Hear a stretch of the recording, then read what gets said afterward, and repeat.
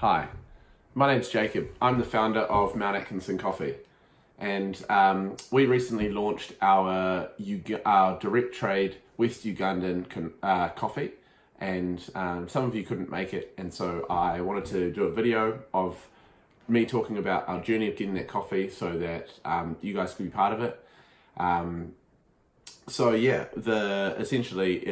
It's our journey of finding a coffee that is not only good for us drinking it here, but it's also good for everyone along the way in the process. So I'm going to put up another video alongside this, which is an intro to Gerald, who is our partner in Kanungu, West Uganda, and his interview, where he's going to interview some of the coffee farmers. So stay tuned for that.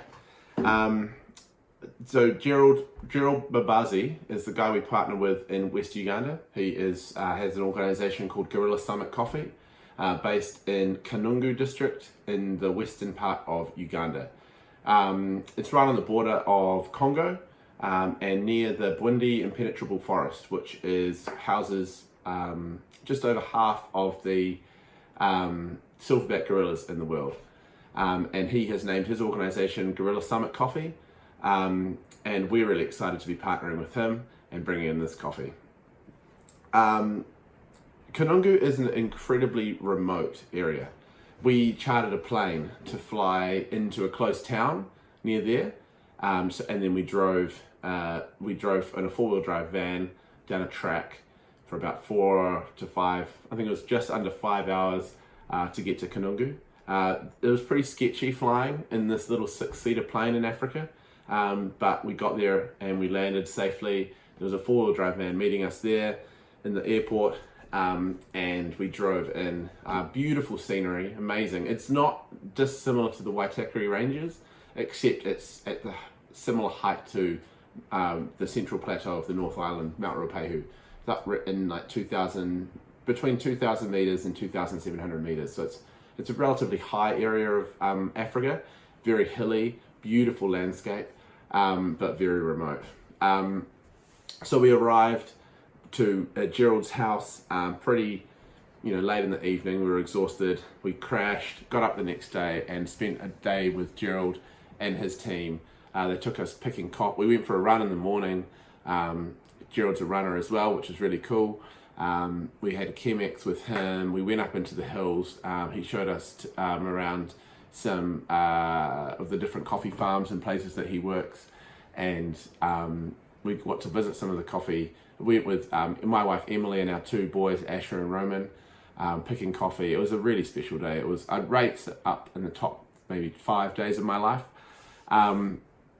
Gerald Babazi is committed to seeing his community transformed, and that's what we really connected with him. His family have been working in the Kanungu area of West Uganda for their whole lives, and Gerald is just part of that legacy of what his parents have done. They sent him to America to study, and he studied business in California. Tells me he used to go into coffee shops there and ask, pester them, why don't you guys use Ugandan coffee? And he didn't really get a lot of answers. One roaster over there mentioned to him about quality. Uganda wasn't known over there for good quality coffee. And so it didn't have a good name, which Gerald was blown away by because he's grown up there and they can grow great coffee. It's perfect climate for it. So that got under his skin, and he decided to use his business studies and change tack. He started researching how to grow really good coffee, and he returned to Kanungu to set up Gorilla Summit Coffee to empower and educate people of how to grow high quality coffee, and then pay good money for that coffee when it's grown, and then sell that coffee, and with the whole idea of transforming his community.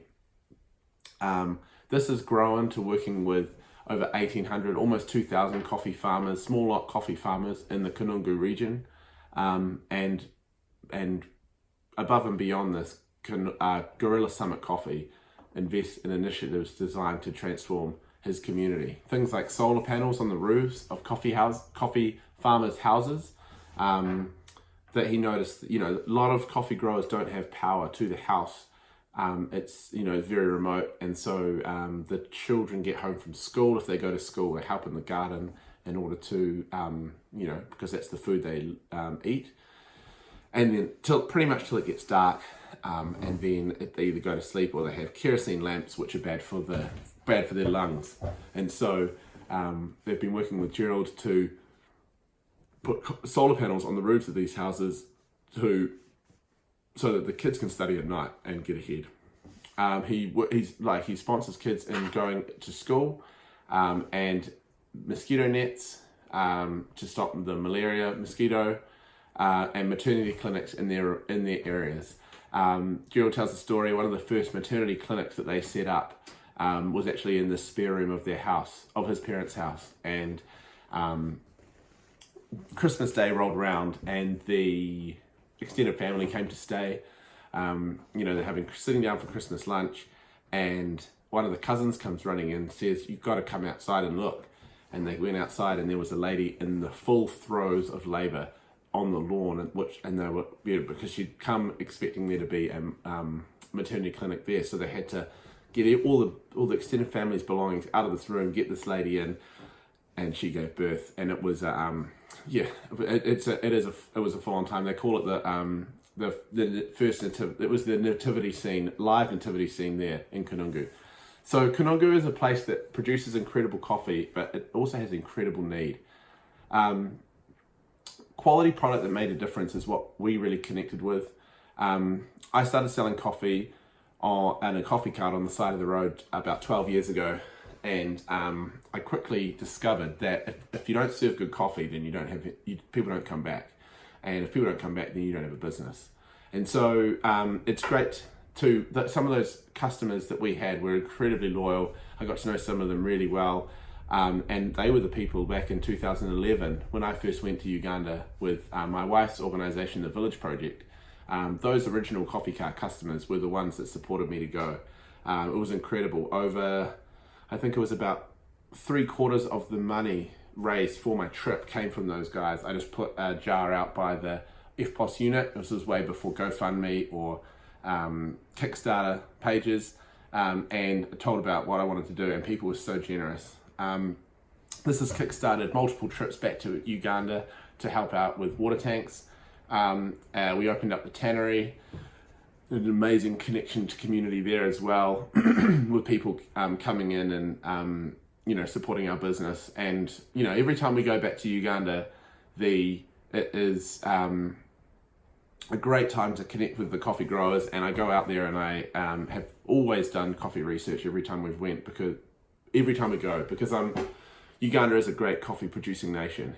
And when we met Gerald, it was like we found someone with the same heart who genuinely wanted to see his community transformed. We had so much in common, which is really rare across cultures like that. This partnership with Gerald has really turned into a deep friendship. It's great. So life is really physical as a coffee grower, is what I really took away from going and visiting these coffee growers out in Kanungu. We walked in along the side of this ridge for about 45 minutes, and Gerald took us to see one of his good growers that he's been working with. So we walk in off the road along this track for about 45 minutes. We took a right, which went down the hill, and we'd come out in this clearing. There's a mud hut in the clearing. There's coffee trees, and there's this insanely expansive view of the valley, dropping down to the valley floor, and then up the other side with these amazing mountains. And it was incredible. But it doesn't come without its challenges. There's no running water on that hillside, and so every day they need to go down to the bottom of that valley, grab water from the river, and then hike it back up. And living in that hut is Anthony. The guy's name's Anthony, and his wife, and he has 6 children living in there. So that's 8 people that they need to get water for. This is significantly heavy on the way back up with that trek for the water. The other thing is that when they harvest the coffee, they've got to walk it back out the track that we walked in. So 20 to 30 kilos of coffee is heavy when you're walking it back up a hill to the road. And coffee, once it's picked, needs to be processed within 24 hours in order to achieve that quality product at the end. So it was, yeah, it's a challenging, heavy job to do that. It's the reality of living in that spot. Every parent wants the best for their children, and Anthony was struggling just to make ends meet, let alone send his kids to school.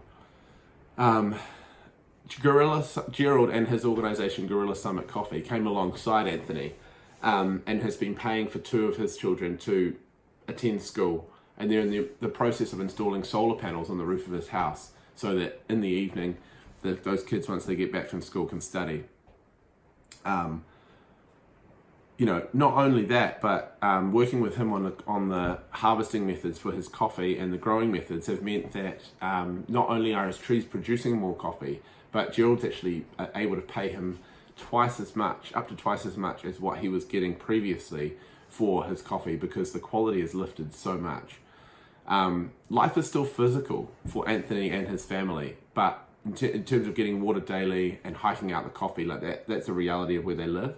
But the future is brighter for this family through the simple mindset of Gorilla Summit actually caring about the guys who produce the product that they sell. They've doubled the family's income. They've provided light in the evening for the family so that they can get things done, and they've funded their children into education. So they're actually paying for 2 of those kids to go to school, Gorilla Summit. So plus they're buying exceptional quality coffee when they sell it to us. That coffee that we're releasing, this direct trade West Ugandan coffee that we're releasing, is from small plot growers like this, whom Gerald works with. Tonight it's just great to share about a dream that we've had, that from the first time we went to Uganda back in 2011 right through to now. In 2017, we were sitting around the dinner table at Gerald's house, and I think my wife Emily asked Gerald, we love what you're doing. We see what you're doing in your community, and we want to be part of it. How can we help? And his response was simple: buy our coffee. And so that's what we've done. We've gone and imported a container of this Kanungu West Ugandan coffee directly from Gerald. We landed a container of it. As a team here at Mount Atkinson, not only do we want to supply good coffee, we want to make sure it's affecting change right through to the guys who grow it. When you buy a coffee, it changes your day. When you buy a Mount Atkinson coffee, it changes their day as well. And how can you help? The same answer that Gerald gave us: buy our coffee. We've got a great, if you in the morning run out of coffee, or if you forget to buy coffee, go online and sign up to our coffee subscription. It's reasonably priced, the freight's all built in, and you just choose how frequently you want it to turn up, and it will turn up at your doorstep in a compostable bag, ready for you to make coffee so you never run out of coffee again. If you have a cafe and you use lots of coffee, I especially want to talk to you. I want to talk to you about how we can supply you great tasting coffee, great machinery to make it, great training your baristas how to make the coffee, and also great stories to tell your customers of where the coffee comes from. That's our story of sourcing our coffee directly from these farmers. So change your life, change theirs too. Thanks for listening. Go to Mount Atkinson Coffee, mountatkinson.co.nz. That's mtatkinson.co.nz. Send me a message so that we can connect more. See ya.